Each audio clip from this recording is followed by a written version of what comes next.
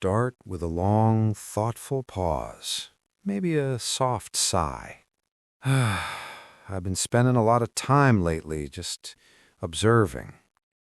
I'm in a different phase of life now. I'm not in the office. I'm not fighting for the next promotion or checking my phone for Slack notifications at 3 in the morning. I did my time. I lived that life. I played by the rules of that era, and eventually I stepped away. Now I live a pretty quiet, private life. I'm an observer. But even from the sidelines, maybe especially from the sidelines, you start to notice things that you're too busy to see when you're actually in the race. I look at the world today in early 2026, and I see a math problem that simply doesn't add up anymore. We were raised on a very specific promise. If you work hard, if you provide value, and if you're a productive member of society, you will be rewarded with security. Not necessarily riches, but security. A house you own, health care you can afford, and a retirement that doesn't feel like a countdown to zero. But that promise has been broken, and it wasn't broken by accident. If you feel like the world is getting more expensive while getting cheaper in quality, you aren't imagining it. And if you feel like the people working the hardest are the ones struggling the most, you're right. Let's look at why. There's this concept economists called productivity wage decoupling. It sounds boring, but it's actually the most important story of our lifetimes. From the 1940s until the late 70s, productivity and wages grew together. They were like two hikers clipped to the same rope. If the worker produced more, the worker earned more. Then, around 1979, the rope was cut. Since then, productivity has soared by over 60%. We have computers, the internet, automation, and now sophisticated AI. We are producing more wealth as a species than at any point in human history. But wages for the average person? They've only grown by about 14% in that same time. So where did the rest go? Where is the surplus of all that human effort? It went to the top. It went to the owners of the machines, not the people operating them. We shifted from a labor economy where you were paid for what you did to a capital economy where you were paid for what you own. This is why people are working harder but getting poorer. If you are trading your time for money, you are trading a depreciating asset. But if you own the assets, the stocks, the real estate, the intellectual property, you are riding an elevator to the moon. And this has created a wealth gap that is actually hard for the human brain to visualize. We hear the word billionaire so much that we've become numb to it. But let's put it in perspective.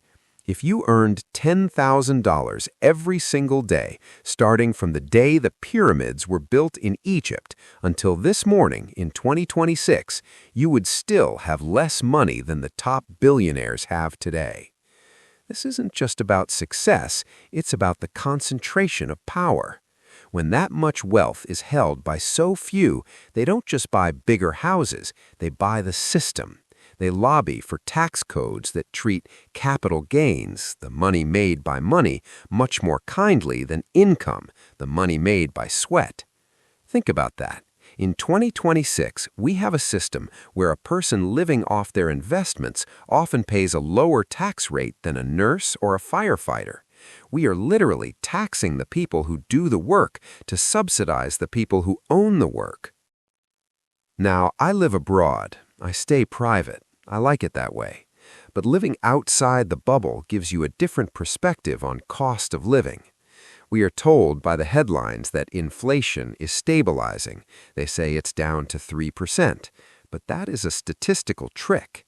They measure a basket of goods that includes things like televisions and toys, which get cheaper because they're made by robots or underpaid labor.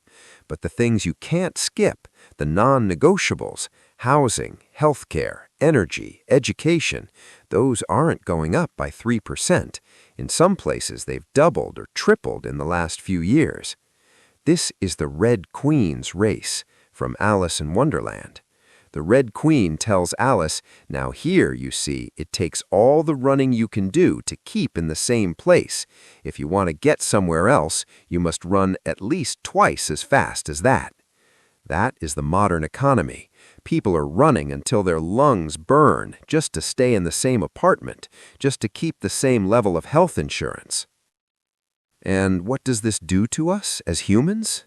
It creates a scarcity brain. When you are constantly worried about the math, when you're one car breakdown or one medical bill away from disaster, your brain stays in survival mode. You can't be creative. You can't be a good neighbor. You can't think about the future because the present is too loud.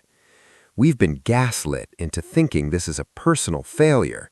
We're told, you should have invested in Bitcoin 10 years ago, or you should have learned to code, or you shouldn't have bought that coffee. It's a lie. It is a way to blame the individual for a systemic collapse. If the majority of people in the wealthiest civilization in history are feeling broke, that isn't a lack of discipline, it is a design choice. We have designed an economy that extracts value from the many and concentrates it for the few. We have prioritized efficiency and shareholder value over human dignity and community stability. I don't have the answers. I'm just an observer. But I do know that the first step to fixing a problem is accurately naming it. We have to stop pretending that the stock market is the economy. The stock market is a graph of how rich people are feeling. The economy is how the average person is living. And by that metric, we are in a crisis. We are working harder, we are smarter, we are more productive, but we are getting less for it. It's not you, it's the math. The game is being played with a loaded deck, and until we acknowledge that, the running is only going to get faster and the finish line is only going to move further away. I don't say this to be bleak. I say it because there's a strange kind of peace in realizing you aren't the problem. You aren't lazy. You aren't bad with money. You are a human being trying to navigate a system that was built to harvest your effort without sharing the crop. Anyway, that is what has been on my mind today.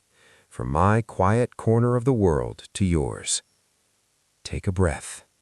It's not just you. I'll talk to you soon.